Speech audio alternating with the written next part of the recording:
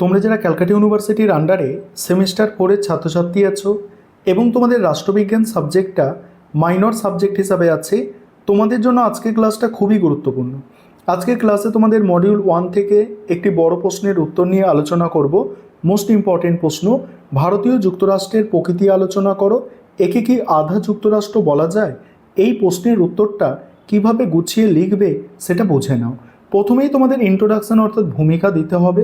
ভারতের সংবিধানের প্রকৃতি বা স্বরূপ নিয়ে রাষ্ট্রবিজ্ঞানী ও সংবিধান বিশেষজ্ঞদের মধ্যে দীর্ঘকাল ধরে গভীর বিতর্ক রয়েছে। মূল সংবিধানে বা প্রস্তাবনায় কোথাও যুক্তরাষ্ট্র শব্দটি ব্যবহৃত হয়নি। এর পরিবর্তে সংবিধানের 1 নম্বর ধারায় ভারতকে রাজ্যসমূহের সংঘ বা ইউনিয়ন অফ স্টেট হিসাবে বর্ণনা করা হয়েছে। Doctor B.R.. আম্বেদকরের মতে ফেডারেশনের বদলে ইউনিয়ন শব্দটির ব্যবহারের অর্থ হলো ভারত কোনো চুক্তির ফলে গঠিত হয়নি এবং কোনো রাজ্যের ভারত থেকে স্বাধীনভাবে বিচ্ছিন্ন হওয়ার অধিকার নেই। তা সত্ত্বেও ভারতের শাসন ব্যবস্থায় যুক্তরাষ্ট্র এবং এককেন্দ্রিক এই উভয় ব্যবস্থার বৈশিষ্ট্য এমনভাবে মিশ্রিত রয়েছে যে এর প্রকৃত স্বরূপ নির্ধারণ করা অত্যন্ত জটিল। এবারে দেখো, পরের পয়েন্ট হচ্ছে রাজ্যের প্রাধান্য। ভারতের শাসন ব্যবস্থায় এমন কিছু মৌলিক বৈশিষ্ট্য রয়েছে যা রাজ্যগুলিকে স্বায়ত্তশাসন ও প্রাধান্য প্রদান করে এবং এর যুক্তরাষ্ট্রীয় রূপকে প্রতিষ্ঠা করে। প্রথমত, ভারতের একটি সুদীর্ঘ ও লিখিত সংবিধান রয়েছে যা কেন্দ্র ও রাজ্য উভয়ের জন্যই সর্বোচ্চ আইন। দ্বিতীয়ত, সংবিধানের 7ম তফসিল অনুযায়ী কেন্দ্র ও রাজ্যগুলির মধ্যে শাসন ক্ষমতার সুস্পষ্ট বণ্টন রয়েছে। রাজ্য তালিকাভুক্ত 61টি বিষয় রাজ্য সরকারগুলির নিরঙ্কুশ আইন প্রণয়নের অধিকার রয়েছে, যা রাজ্যগুলির আইনি সক্রিয়তা বজায় রাখে। তৃতীয়ত, যুক্তরাষ্ট্রীয় ব্যবস্থায় রক্ষাকর্তা হিসাবে ভারতে একটি স্বাধীন ও নিরপেক্ষ সুপ্রিম কোর্ট রয়েছে। কেন্দ্র ও রাজ্যের মধ্যে কোনো বিরোধ সৃষ্টি হলে সুপ্রিম কোর্ট তার মীমাংসা করে এবং রাজ্যগুলির সাংবিধানিক অধিকার রক্ষা করে। এছাড়া কেন্দ্রের দ্বিকক্ষ বিশিষ্ট আইনসভার উচ্চকক্ষ অর্থাৎ রাজ্যসভার উপস্থিতি রাজ্যগুলির স্বার্থের প্রতিনিধিত্ব নিশ্চিত করে।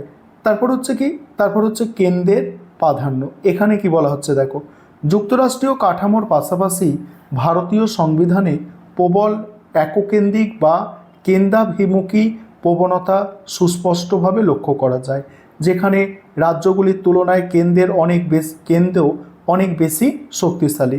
পরের অংশটুকু নিয়ে আলোচনা করছি, তার আগে একটা বিষয় তোমাদের বলার আছে। তোমাদের জন্য অনলাইন কোচিং ক্লাস চলছে। তোমরা যদি কেউ পেইড ব্যাচে অ্যাডমিশন নিতে ইচ্ছুক থাকো বা আমাদের থেকে পিডিএফ নোটস কিনতে চাও, তাহলে তোমরা স্ক্রিনে দেওয়া নম্বরে যোগাযোগ করতে পারো। আর আমাদের পেইড ব্যাচে সপ্তাহে 2 দিন করে ক্লাস হয়ে থাকে, ঠিক আছে?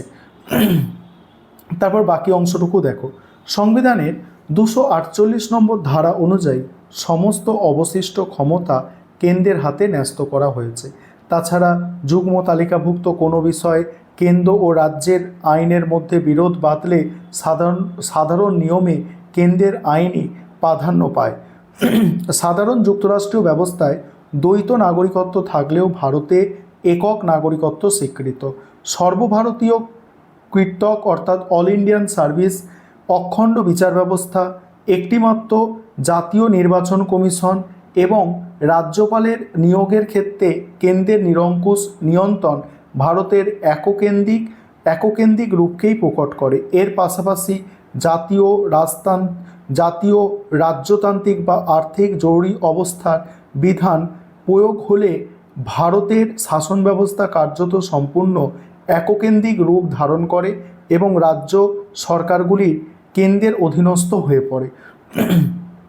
তারপরে একে কি আধা যুক্তরাষ্ট্র বলা যায়? এই পোর্শনটা এবার বুঝতে হবে। দেখো, ভারতের শাসন ব্যবস্থায় এককেন্দ্রিক উপাদানের এই প্রবল আধিক্য দেখে বিশিষ্ট রাষ্ট্রবিজ্ঞানী কেসি হোয়ার ভারতকে একটি আধা যুক্তরাষ্ট্র বলে অভিহিত করেছেন। তার মতে ভারত হলো এমন এক এককেন্দ্রিক রাষ্ট্র যেখানে কিছু যুক্তরাষ্ট্রীয় বৈশিষ্ট্য রয়েছে।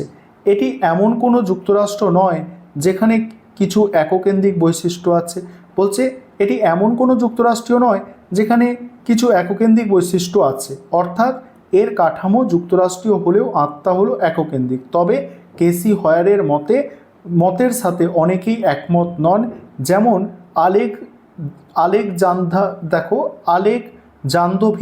আলেকজান্দোভিচের মনে করেন ভারত একটি প্রকৃত যুক্তরাষ্ট্র। অন্যদিকে অস্টিন ভারতীয় যুক্তরাষ্ট্রকে সমবায়মূলক যুক্তরাষ্ট্র বলে বর্ণনা করেছেন, কারণ এখানে কেন্দ্র ও রাজ্যের পারস্পরিক সহযোগিতার উপরে জোর দেওয়া হয়েছে।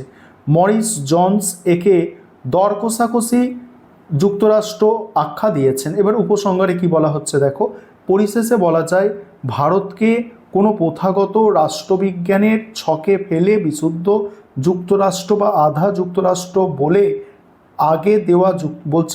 বলে দেগে দেওয়া যুক্তিসঙ্গত নয়, মানে পুরোপুরিভাবে বলা যায় না, সেটা আধা যুক্তরাষ্ট্রীয় নয় এবং পুরো যুক্তরাষ্ট্রীয় নয়। ভারতের সুবিশাল ভৌগোলিক আয়তন, বৈচিত্র্যময় সংস্কৃতি এবং জাতীয় ঐক্য ও সংহতি রক্ষার তাগিদেই সংবিধান প্রণেতারা একটি শক্তিশালী কেন্দ্রবিশিষ্ট অভিনব যুক্তরাষ্ট্রীয় কাঠামো গঠন করেছে। প্রখ্যাত সংবিধান বিশেষজ্ঞ ডি ডি বসু যথার্থই বলেছেন যে ভারতীয় সংবিধান না সম্পূর্ণ যুক্তরাষ্ট্রীয় না সম্পূর্ণ এককেন্দ্রিক, এটি উভয় বৈশিষ্ট্যের এক অপূর্ব সমন্বয়, যা ভারতের নিজস্ব সামাজিক ও রাজনৈতিক প্রয়োজন মেটানোর জন্য তৈরি হয়েছে। এই ছিল তোমাদের একটি মোস্ট ইম্পর্টেন্ট বড় প্রশ্নের উত্তর।